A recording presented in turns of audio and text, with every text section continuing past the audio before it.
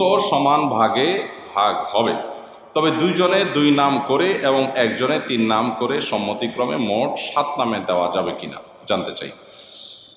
আচ্ছা, এরপরে প্রশ্ন হলো, আমার বাবার প্রত্যেক মাসে অনেক ঋণ দিতে হয়, তাই তিনি কোরবানি দিতে চান না।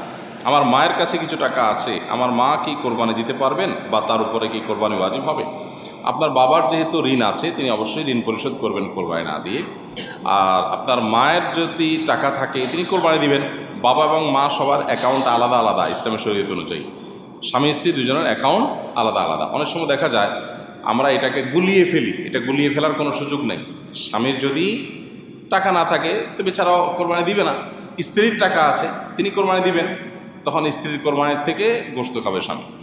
এই তো এরকম ব্যাপার না যে স্বামীর যেহেতু ঋণ আছে অতএব আমি কোরবানি দেব না, স্বামীর ঋণ আমি পরিশোধ করতে বাধ্য, এরকম না।